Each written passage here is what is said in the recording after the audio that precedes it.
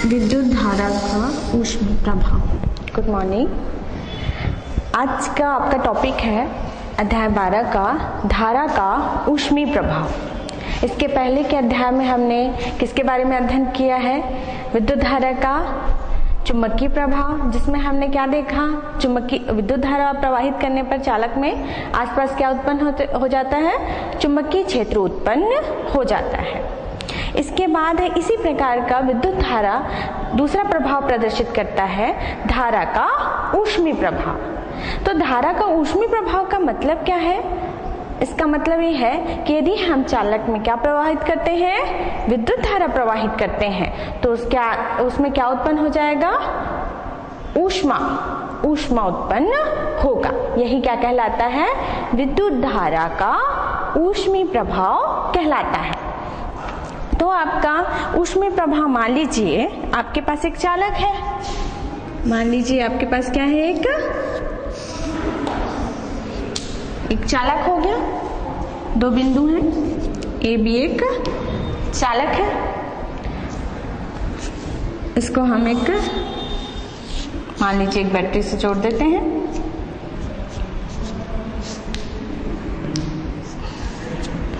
Battery से जोड़ दिए।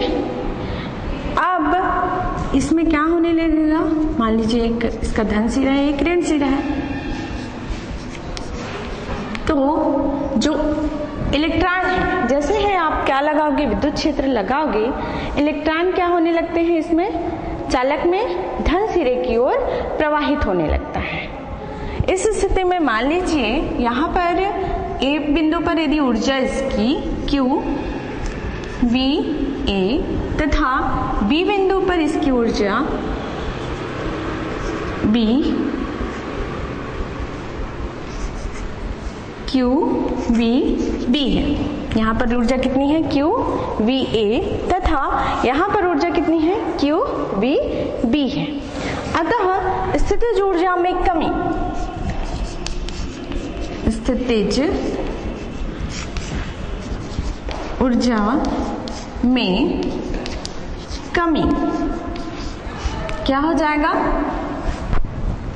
ये धनात्मक विभव पे है, ये कौन से? ऋणात्मक। इसका विभव अधिक होगा, अतः आपका क्या हो जाएगा? स्थितिज ऊर्जा में कमी Q V A minus Q V B। अतः आपका Q कॉमन निकल जाएगा, V A minus V B, या इसको एक साथ अगर लिखें तो V A B। तो इसमें आपका स्थितिज ऊर्जा में जो कमी है Q V A B है। ये जो कमी हो रही है, स्थितिज ऊर्जा में कमी, यही चालक में किस रूप में प्रकट हो रही है? ऊर्जा संरक्षण का नियम क्या कहता है हमारा? ऊर्जा संरक्षण का नियम, ऊर्जा जो भी कमी होती है वो क्या होती है? दूसरे रूप में परिरक्षित होती है। इसको क्या है? नष्ट नहीं किया जा सकता। तो इसमें भी क्या होगा? आपका स्थितिज ऊर्जा में जो कमी है वो दूसरे रूप में प्रकट होगी उस चालक में। तो किस रूप में प्रकट होती है? उसमें ऊष्मा के रूप में प्रकट होती है। तो ये आपका क्या कहलाता है? ऊष्मीय प्रभाव। तो परिभाषा के रूप में ले यदि, तो क्या हो जाएगा? यदि हम किसी चालक में विद्युत धारा प्रवाहित करते हैं तो क्या उत्पन्न होती है? उसमें ऊष्मा उत्पन्न होती है। यही विद्युत धारा का ऊष्मीय प्रभाव कहलाता है। अब इसके आधार पर अपन कुछ एग्जाम्पल ले सकते हैं, जैसे कि हम किसमें देखते हैं? हमें कैसे पता चलता है कि धारा में के कारण ऊष्मा उत्पन्न हो रही है? उसके दैनिक जीवन में देखे वो उपयोग किस रूप में देखते हैं? जैसे कि यदि मान लीजिए आप लाइट ऑन करके रखे हो, आपने कुछ देर बाद स्विच ऑफ कर दी, बल्ब को छूते हो तो क्या लगता है? गर्म लगता है। तो उसमें क्या हो रहा है? विद्युत धारा का जो ऊर्जा में कमी हो रही है वो किस रूप में उसमें प्रकट हो रही है? ऊष्मा के रूप में। उसी प्रकार इसका उपयोग भी है। ये तो चलो एक ऊर्जा का हास जो हो रहा है वो ऊष्मा के रूप में प्रकट हो रहा है। इसका उपयोग क्या है? आपका ऊष्मीय प्रभाव का उपयोग भी है दैनिक जीवन में, और बहुत ज्यादा उपयोग है। जैसे कि प्रेस, घरों में प्रेस होता है तो उसमें क्या होता है? धारा के ऊष्मीय प्रभाव का ही उपयोग करते हैं कपड़ा प्रेस करने के लिए। और क्या है आपका टोस्टर। जिस चीज में भी हम क्या कर रहे हैं, ये विद्युत का उपयोग करके गर्म करने का प्रोसेस कर रहे हैं, उसमें क्या हो रहा है, विद्युत धारा का ऊष्मीय प्रभाव ही बता रहा है और उसी का हम दैनिक जीवन में उपयोग कर रहे हैं। इसी के संबंध में प्रेस्कॉट जूल नामक जो वैज्ञानिक थे, उन्होंने प्रयोग किया और 3 नियम का प्रतिपादन किया। अलग अलग अपने प्रयोग के आधार पर एक्सपेरिमेंट जो किया उन्होंने, उसी को उन्होंने नियम के रूप में लिखा, जिसको हम क्या कहते हैं, जूल के नियम कहते हैं। जिसमें से आपका पहला नियम है जूल का प्रथम नियम।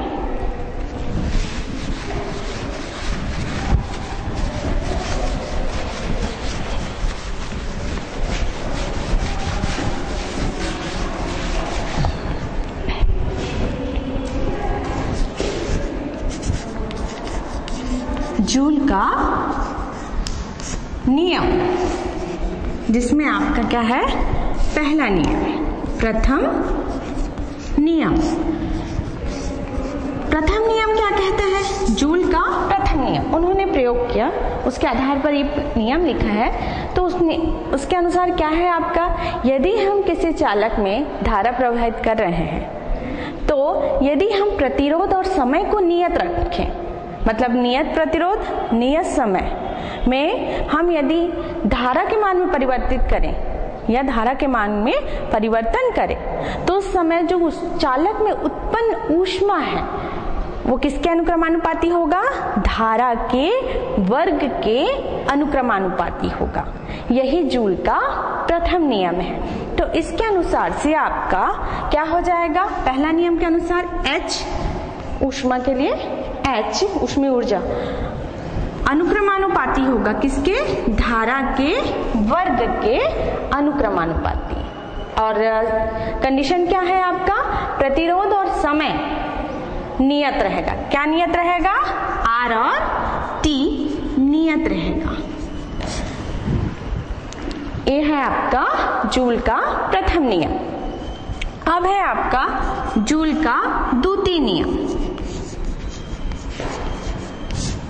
द्वितीय नियम, जूल के द्वितीय नियम के अनुसार आपका क्या है, पहले में उन्होंने क्या किया, जूल ने I को परिवर्तित किया, R और T को कांस्टेंट रखा। अब वो क्या करेंगे, I और T को कांस्टेंट रखेंगे और R को प्रतिरोध को परिवर्तित करेंगे। मतलब क्या है, द्वितीय नियम के अनुसार यदि हम क्या करें, नियत समय में नियत धारा अलग अलग प्रतिरोध में प्रवाहित करें, तो उस चालक में उत्पन्न ऊष्मा है वो किसके अनुक्रमानुपाती होगा, R के अनुक्रमानुपाती होगा।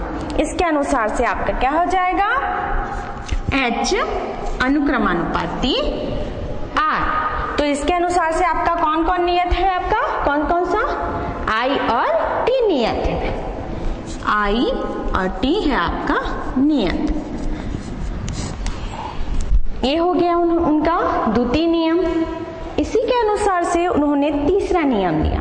तीसरे नियम में उन्होंने क्या किया, आपका I और R को कांस्टेंट रखा, नियत रखा, और किसको परिवर्तित किया, समय। तो इसके अनुसार तृतीय नियम बना। तृतीय नियम के अनुसार क्या होगा आपका, यदि हम किसी चालक में नियत समय पर नियत धारा नियत प्रतिरोध में नियत धारा अलग अलग समय पर प्रवाहित करें, तो आपका जो उस चालक में उत्पन्न ऊष्मा है वो किसके अनुक्रमानुपाती होगा, समय के अनुक्रमानुपाती होगा। तो ये आपका कौन सा नियम था, तृतीय नियम।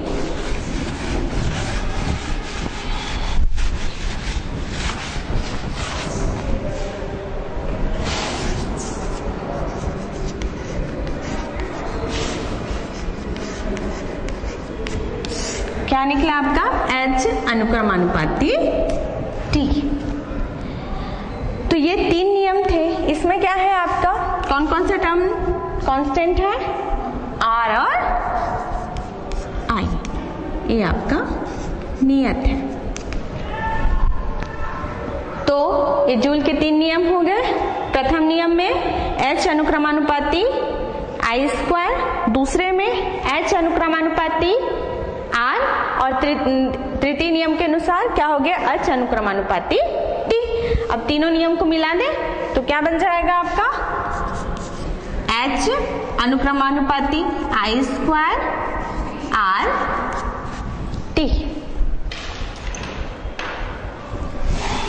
ये हो गया आपका। तीनों नियम को मिलाने पर अनुक्रमानुपाती चिन्ह हटाओगे, एक नियतांक लगेगा। मान लीजिए वह नियतांक क्या है आपका, K है, K I square R T। ये हो गया आपका। H इक्वल टू इतना आया। K का मान आप कौन सा मात्रक ले रहे हैं उस पर निर्भर करता है। यदि आप SI मात्रक ले रहे हो उस स्थिति में K का मान 1 होता है। SI मात्रक में क्या हो जाएगा,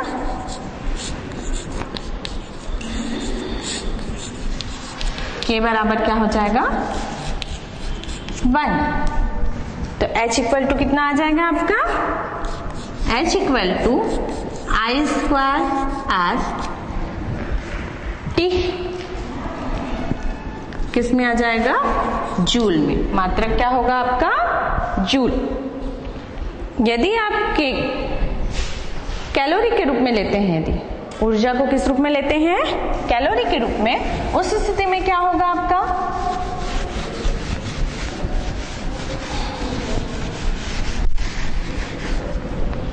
यदि हम व्यवहारिक मात्रक लें किस रूप में, कैलोरी के रूप में, तो उस स्थिति में K का मान होता है 1/J। K का मान क्या होता है, 1/J, जहां J क्या है, ऊष्मीय यांत्रिक तुल्यांक कहलाता है। क्या कहलाता है J, ऊष्मीय यांत्रिक तुल्यांक कहलाता है। तथा J का मान कितना होता है, पहले भी देख चुके हैं, 4.2। J का मान कितना होता है, 4.2, 4.2। तो इसका मान रख दें तो आपका क्या आ जाएगा, H I square R T अपान क्या हो गया, J। यहाँ क्या आ गया, किस रूप में आ गया, कैलोरी के रूप में। J का मान कितना होता है, 4.2। तो H का मान इतना आ गया। ये हो गया आपका कैलोरी के रूप में।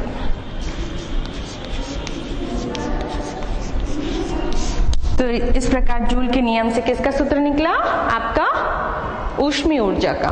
कितना आया, H equal to I square RT upon 4.2। ये हो गया आपका जूल के नियम। अब इसका कारण क्या होता है, आपका धारा के ऊष्मीय प्रभाव का कारण देखते हैं। तो कारण क्या होगा,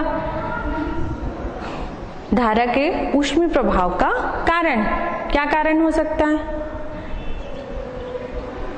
जैसे हमने बताया कि हम क्या करें, यदि किसी चालक को हम विद्युत क्षेत्र से कांटेक्ट करें, यदि हम विद्युत क्षेत्र लगाते हैं उस स्थिति में क्या होता है, इलेक्ट्रॉन गति करने लगते हैं। किस वेग से, एक निश्चित वेग से, एक निश्चित वेग से, एक निश्चित औसत वेग से इलेक्ट्रॉन धनात्मक सिरे की ओर गति करते हैं, जिसको हम उस गति को क्या कहते हैं, अनुगमन वेग कहते हैं।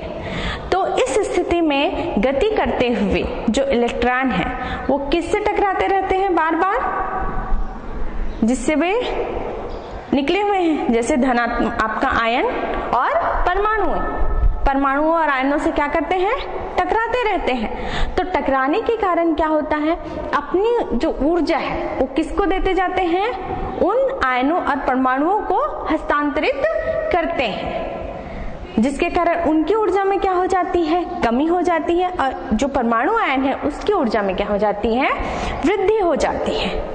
तो यही जो ऊर्जा, एक ऊर्जा का दूसरे ऊर्जा में जो स्थानांतरण हो रहा है, वही किस रूप में उसमें चालक में प्रकट होता है, ऊष्मीय ऊर्जा के रूप में प्रकट होता है। तो एक प्रकार से क्या हो रहा है, जो परमाणु या आयन है है ना, वो उससे बार बार टकरा रहे हैं, मतलब क्या हो रहा है, उनकी गति में क्या आ रहा है, प्रतिरोध आ रहा है, रुकावट आ रही है। रुकावट को ही क्या कहते हैं, प्रतिरोध कहते हैं। इसी प्रतिरोधक प्रभाव के कारण जो ऊर्जा है वो विद्युत ऊर्जा किस रूप में कन्वर्ट होती है, आपकी ऊष्मीय ऊर्जा के रूप में कन्वर्ट होती है। यही है इसका कारण, ऊष्मा उत्पत्ति का कारण। तो इससे रिलेटेड एक क्वेश्चन देखते हैं, उदाहरण है आपका, जैसे एक प्रतिरोध के सिरों पर, उदाहरण आपका क्वेश्चन है, एक प्रतिरोध के सिरों पर 30 वोल्ट का विभवांतर लगाने से 10 एम्पियर की धारा प्रवाहित होती है। कितने वोल्ट का आपने विभवांतर लगाया, 30 वोल्ट का, और कितने एम्पियर की धारा प्रवाहित हो रही है, 10 एम्पियर की धारा प्रवाहित हो रही है। 1 मिनट में कितनी ऊष्मा उत्पन्न होती है या ऊष्मा उत्पन्न होगी। तो किस प्रकार सॉल्व करेंगे बताइए, क्वेश्चन सॉल्व कीजिए। आपके पास सूत्र ये है, H = I² RT अपान 4.2, या इसको दूसरे रूप में भी लिखा जा सकता है VIT। क्वेश्चन क्या है आपका, उदाहरण है पहला, V कितना दिया है आपका 30, I का मान कितना है 10, समय कितना दिया है T बराबर 1 मिनट। 1 मिनट को हमको किस में कन्वर्ट करना पड़ेगा, सेकंड में, तो कितना हो जाएगा 60 सेकंड। आपका सूत्र है H = क्या होता है, I² RT अपान 4.2 होता है। लेकिन हमको क्या दिया है, R का मान नहीं दिया है, तो हम इसको किस रूप में कन्वर्ट करेंगे, ओम के नियम से। V = क्या होता है, ओम के नियम से IR होता है, तो हम किस रूप में कन्वर्ट कर लेंगे, इसको किस रूप में कन्वर्ट करेंगे, V के रूप में। R को हटा देंगे उस सूत्र से, तो आपका सूत्र क्या हो जाएगा, H = VIT अपान 4.2। ये हो गया। अब आपको पता है V का मान 30 है, I का मान 10 है और T का मान कितना है 60 है। तो सभी के मान यहां रख दीजिए, तो कितना आ जाएगा आपका 30 × 10 × 60 बटा 4.2। हल करने पर आपका कितना आएगा,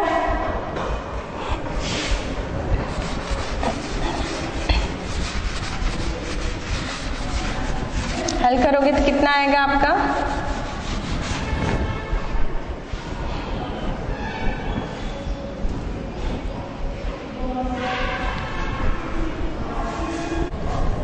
तो आपका H = कितना आया 30 × 10 × 60 बटा 4.2। अब इसमें सॉल्व करते हो तो आपका कितना आता है 18, क्षेत्रक 18, कितने शून्य है 3 बटा 4.2। इसको यदि अपन सॉल्व करते हैं तो आपका मान कितना आएगा, सॉल्व करोगे तो भाग दोगे तो 85.7,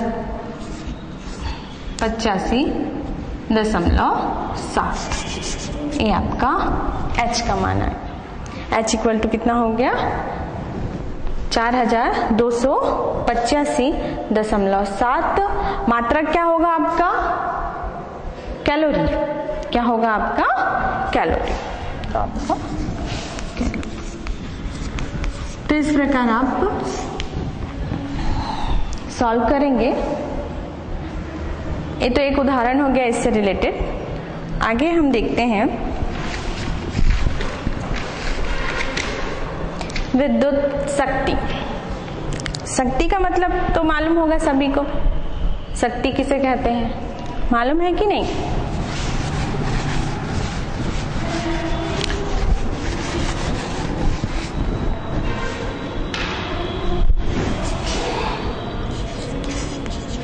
विद्युत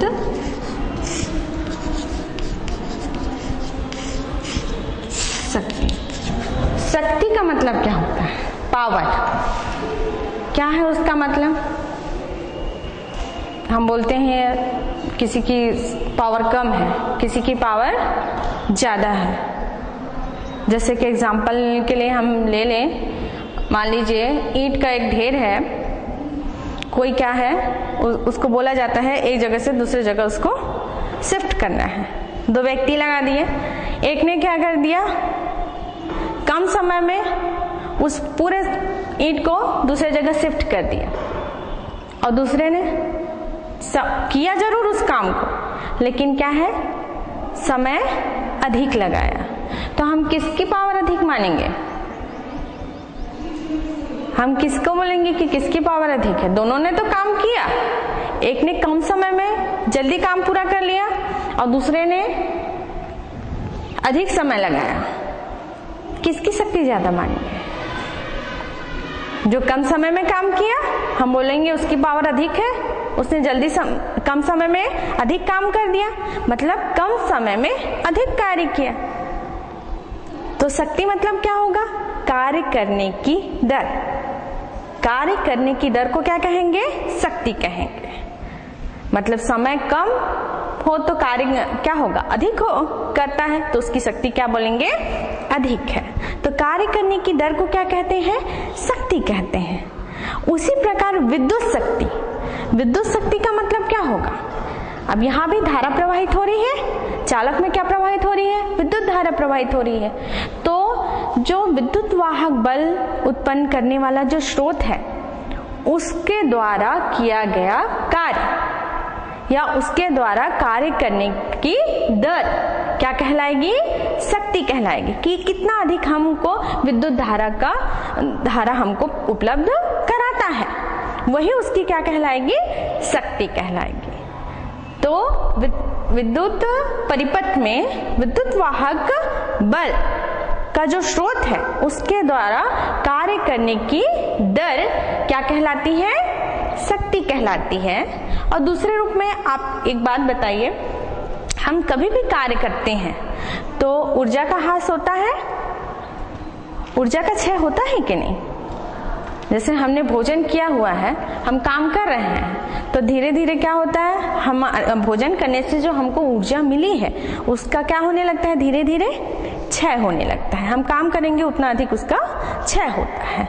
मतलब ऊर्जा क्षय की दर को भी हम क्या बोल सकते हैं? शक्ति बोल सकते हैं। मतलब यहाँ पर क्या हो जाएगा? दो परिभाषा हो जाएगी। एक कार्य करने की दर, कार्य की दर क्या कहलाएगा? शक्ति कहलाएगा। और दूसरा ऊर्जा क्षय की दर, वो क्या कहलाएगा? आपका शक्ति कहलाएगा। तो ये दो रूप में हो गया इसकी परिभाषा।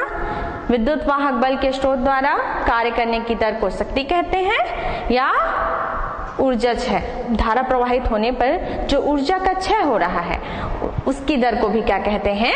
शक्ति कहते हैं।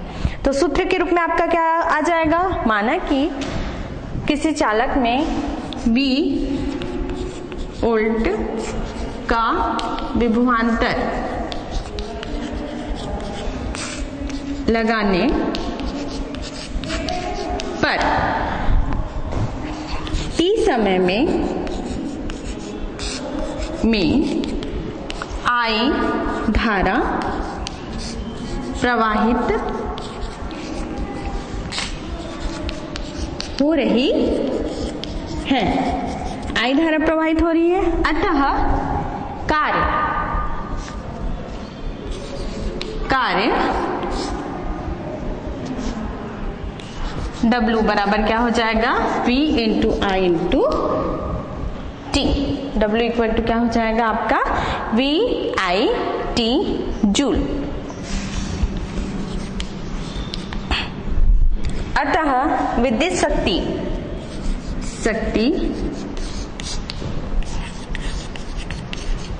शक्ति को हम P से प्रदर्शित करते हैं, कैपिटल P से। तो P बराबर क्या होगा? कार्य करने की दर, मतलब W अपान T। क्या होगा? W अपान T। तो W का मान रख दें यहाँ पर, तो आपका क्या आ जाएगा? P equal to V I T upon T, T से टी कैंसिल हो गया, तो P इक्वल टू आपका क्या आ गया, वी आई, क्या आ गया, वी आई। इसी को अपन ओम के नियम लगा के 2-3 सूत्र उत्पन्न कर सकते हैं। ओम के नियम से आपका क्या होता है, ओम के नियम से V इक्वल टू क्या होता है, आई आर। तो यदि हमको सूत्र किसके रूप में चाहिए, R और I के रूप में चाहिए, तो उस स्थिति में आपका क्या हो जाएगा, P इक्वल टू, इसको दे दो समीकरण 1। समीकरण 1 में V इक्वल टू हम यदि आई आर रख दें तो सूत्र क्या बन जाएगा, आई एक है आई स्क्वायर आर, क्या बन जाएगा, आई स्क्वायर आर। ये दूसरे सूत्र हो गया। इसी से कई बार अपन उदाहरण जब सॉल्व करते हैं तो उसमें जरूरत पड़ती है।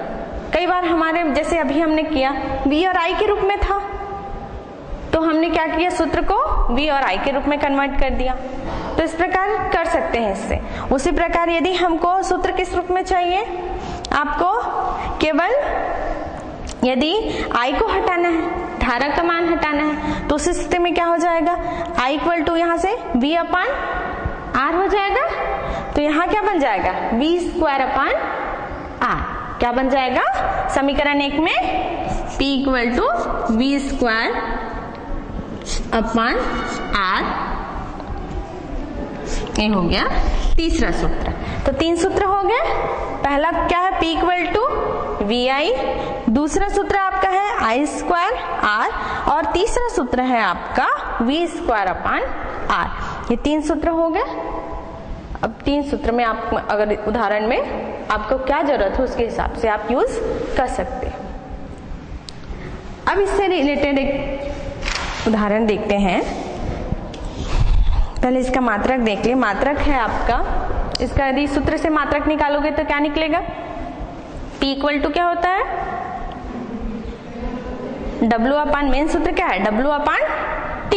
W का मात्रक क्या है, SI मात्रक जूल, और समय का मात्रक सेकेंड। तो क्या बन गया, जूल प्रति सेकेंड। तो शक्ति P का मात्रक क्या हो गया, जूल प्रति सेकेंड। और एक मात्रक अगर लिखें मेन, तो इसका क्या हो जाएगा, वाट। क्या होगा, वाट। विद्युत शक्ति का मात्रक क्या होता है, वाट।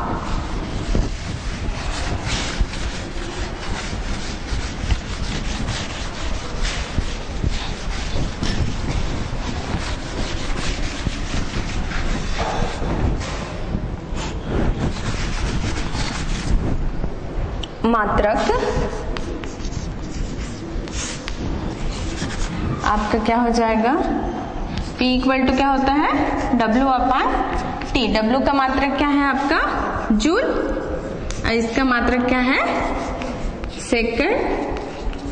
तो इसका एक मात्रक क्या हो जाएगा, वाट। जूल प्रति सेकंड या क्या है, वाट। ये है इसका मात्रक। यदि बड़े मात्रक देखें, ये तो वाट छोटा मात्रक है, यदि बड़े मात्रक देखेंगे तो किलोवाट हो जाएगा। 1 किलोवाट बराबर क्या हो जाएगा, बराबर क्या होगा, 10 की घात 3 वाट। 1 किलोवाट बराबर कितना होता है, 10 की घात 3 वाट। और यदि अपन व्यवहारिक देखें, बड़े यदि औद्योगिक रूप में जो यूज होता है मात्रक, हॉर्स पावर सुने होंगे, बोलते हैं किसी मशीन का पावर कितना हॉर्स पावर में लेते हैं, कितने हॉर्स पावर का है वो मशीन, ऐसे यूज करते हैं कि नहीं। तो हॉर्स पावर वो भी क्या है, शक्ति का ही मात्रक है। तो 1 horsepower HP equal to क्या कहते हैं, कितना होता है, 746 वाट। कितना होता है, 746 वाट होता है। 1 हॉर्स पावर इक्वल टू 746 वाट। तो ये क्या है, इसके शक्ति के मात्रा। इसके आधार पर एक उदाहरण दिया हुआ है, देखते हैं। जैसे एक विद्युत बल्ब 200 वोल्ट के स्रोत पर जलाया जाता है। कितने वोल्ट के स्रोत पर जलाया जाता है? 200, तथा इसका प्रतिरोध 400 ओम है। विद्युत शक्ति की गणना कीजिए। कितने वाट का है बताइए। आपको क्या करना है? बल्ब का पावर बताना है, कितने पावर का है बताइए। कैसे निकालोगे? कैसे निकालोगे? पहले देखिए क्या दिया हुआ है प्रश्न में, आपको क्या दिया हुआ है। क्या है आपका? V का मान दिया है। V का मान कितना दिया है? कितने वोल्ट का विभवांतर है? 200 दिया है। दूसरा आपका किसका मान दिया है? प्रतिरोध का मान दिया है। कितना है प्रतिरोध? परिपथ का प्रतिरोध कितना है? R इक्वल टू आपको मान कितना दिया है? 400 ओम। कितना दिया है? 400 ओम। तो आपको किसका मान निकालना है? P का मान। P का मान आपको निकालना है। तो सूत्र में आप अब देखिए, आपके पास 3 सूत्र है। पहला सूत्र किस रूप में है? I² R के रूप में है, लेकिन I का मान यहां दिया है क्या? नहीं दिया हुआ है। दूसरा सूत्र आपका किस रूप में है? V और I के रूप में है। V और I के रूप में है, तो बताइए यहां I का मान दिया है? नहीं दिया है। तीसरा सूत्र किस रूप में है? V और R के रूप में है, तो V और R के मान दिए हुए हैं यहाँ पे, तो हम किसका उपयोग करेंगे? तीसरे सूत्र का। तो P इक्वल टू कितना होता है? V² अपान R।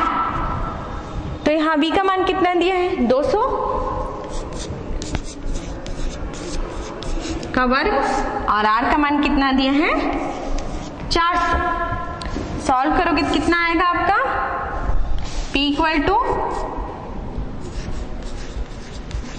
कितना आ जाएगा आपका? बटा 400। 2 0 कट गया, 4 का 4। तो आपका P इक्वल टू कितना आ गया? 100 वाट।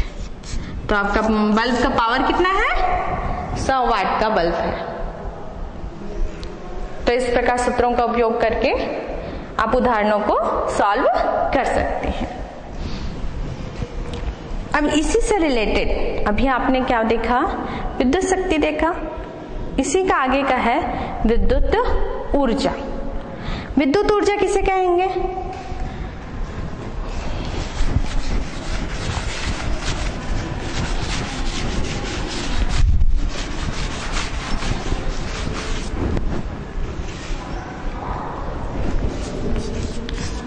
विद्युत ऊर्जा। विद्युत ऊर्जा क्या है आपका? यदि किसी परिपथ में धारा प्रवाहित हो रही है, तो धारा प्रवाह में जो ऊर्जा का क्षय हो रहा है, अभी जो विद्युत शक्ति में मैंने क्या बताया? कार्य करने की दर या ऊर्जा क्षय की दर क्या कहलाती है? शक्ति कहलाती है। तो जो ऊर्जा क्षय हो रहा है वही क्या कहलाता है? आपका विद्युत ऊर्जा कहलाता है। मतलब किसी परिपथ में धारा प्रवाहित करने पर ऊर्जा का क्षय क्या कहलाता है? आपका विद्युत ऊर्जा कहलाता है। तो विद्युत ऊर्जा का सूत्र है आपका, विद्युत ऊर्जा यदि E हो तो E इक्वल टू क्या हो जाएगा आपका? P into T। शक्ति और समय का गुणा बराबर के क्या हो जाएगा आपका? विद्युत ऊर्जा। E equal to P into T। या आपका इसका P का मान कितना है आपका?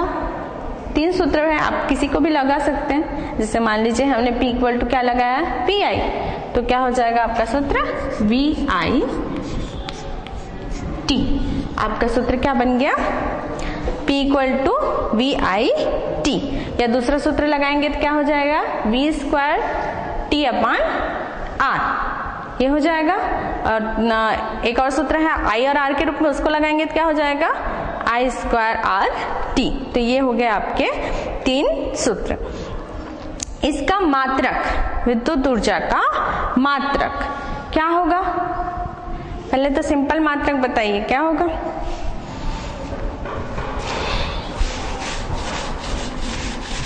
इक्वल टू होता है आपका P इंटू टी। तो आपका इसका मात्रक क्या हो जाएगा?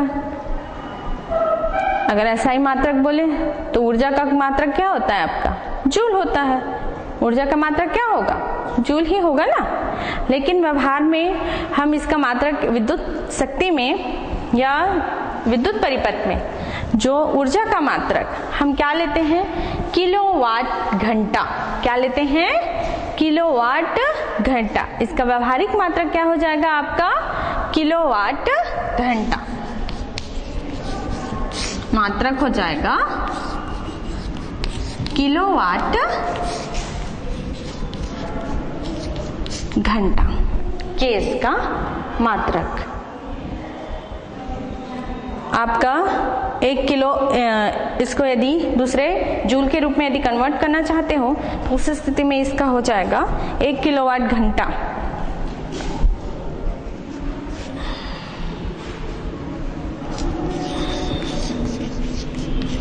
वाट घंटा बराबर क्या होगा आपका? 1 किलोवाट और 1 घंटा। अगर अलग अलग लिखें तो 1 किलोवाट इंटू 1 घंटा ये होगा। 1 किलोवाट को यदि वाट के रूप में चेंज करते हैं तो कितना हो जाएगा? 1 किलोवाट बराबर कितना वाट होता है? 10 की घात 3 वाट। तो यहाँ क्या हो जाएगा? 10 की घात 3 वाट। 10 की घात 3 वाट हुआ। और घंटा को यदि सेकंड में चेंज करते हैं तो कितना होगा? घंटा को हमको सेकंड में चेंज करना है। 1 घंटा में कितना मिनट होता है? 60 मिनट। और आपका 1 मिनट में कितना सेकंड होता है? 60 सेकंड। तो गुणा करना पड़ेगा 60 का। तो कितना हो जाएगा आपका? 3600 सेकंड। आपका कितना हो गया? 3600 सेकंड। तो आपका क्या हो गया? 1 किलो वाट बराबर कितना हो गया? यहाँ पर 10 की घात 3 है, यहाँ 2 शून्य और है तो क्या हो जाएगा? एक साथ लिखेंगे तो 10 की घात 5। 10 की घात क्या हो जाएगा? 5 हो जाएगा आपका। 36 गुणित 10 की घात 5। अब हम सार्थक रूप में लिखते हैं, मतलब हम कहां से कहां तक लिख सकते हैं? यदि 10 के रूप में निरूपण कर रहे हैं तो उस समय क्या हो जाएगा? कितने से कितने लिखते हैं? 1 से 0 से 9 तक। तो ये 36 है तो हम क्या कर देंगे? यहाँ 3.6 के रूप में लिखेंगे और यहाँ 10 का गुणा कर देंगे। तो क्या हो जाएगा? 10 की घात 5 था, 10 की घात 6 हो गया। तो ये हो गया 10 की घात 6 जूल। तो ये किसमें संबंध हो गया? किलोवाट घंटा और जूल में संबंध। 1 किलोवाट घंटा बराबर कितना होता है? 3.6 गुणित 10 की घात 6 जूल होता है। तो ये हो गया। हमने अभी क्या पढ़ा? जूल में संबंध किलोवाट घंटा का मेन, और आपका शक्ति और ऊर्जा के बारे में पढ़ा। अभी यहीं तक। धन्यवाद।